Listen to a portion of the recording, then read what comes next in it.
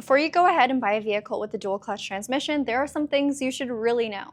Dual clutches are fast, exciting, and oftentimes pretty efficient. There's a big reason why a lot of manufacturers are implementing them more and more into just regular vehicles.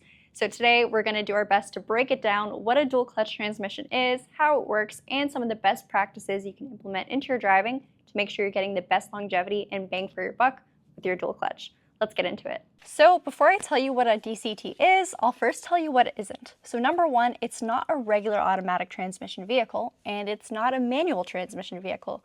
Instead, it's somewhere in the middle. It's manual in the sense that you have two clutches, but it's not in the sense that there is certainly no clutch pedal.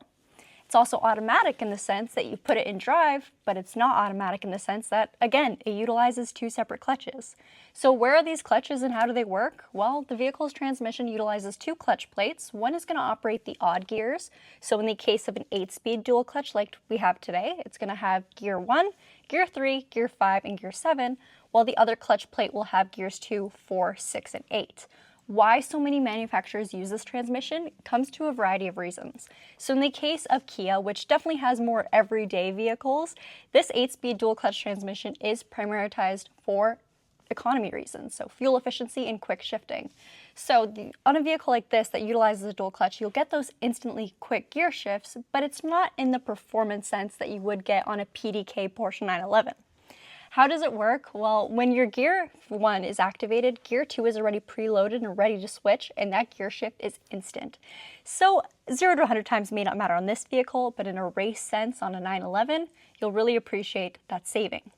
Another thing is there's two different kinds of dual clutch transmissions. There's the dry type, which we have seen in vehicles like the Kia Forte of the past, and there's a wet type, which we're utilizing in more of our today models. So things like the Hyundai Sonata N-Line, the Kia Sorento, those will feature a wet style, which is far more suited for daily driving. Dry types did have a lot of negative feedback due to the fact that there was a lot more shuddering and overheating. That's because it didn't have any DCT fluid to lubricate your clutch plates. Wet types obviously correct that by utilizing that fluid to make sure everything is running smoothly and less prone to overheating.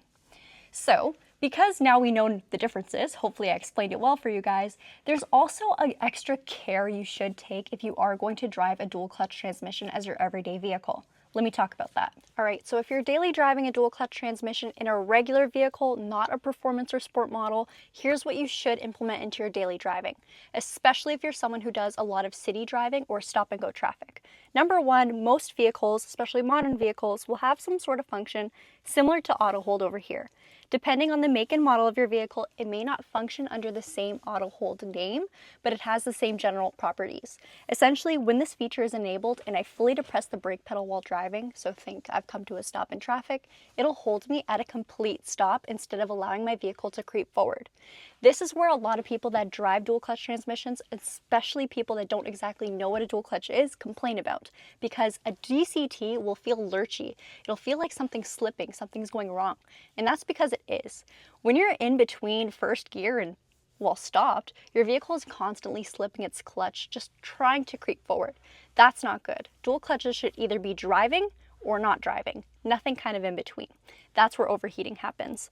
So a function like that stops it from happening, and then you'll proceed with the, I was about to say brake, the accelerator when it's clear to actually move your vehicle and get it running through its gears. Another thing you should stop doing, please stop doing, is allowing your vehicle to kind of balance itself on a hill. So if you are stopped going uphill and you take your foot off the accelerator, but there's enough force that you're not propelling your vehicle forward thanks to its coasting, that's not good. I do that all the time in my automatic vehicle. You do not want to do that. You either want to be on the brake or on the gas, not letting it rest in between, and certainly not with all that extra gravity holding the vehicle. It's certainly not good for your transmission, and while there is modern technology that helps with the cooling system, it's not good for the long-term or longevity of your vehicle.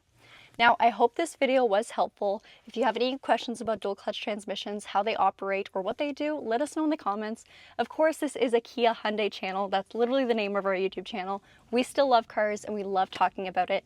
And whether you have a DSG, a DCT like this, or a PDK, hopefully you found some tips. Bye.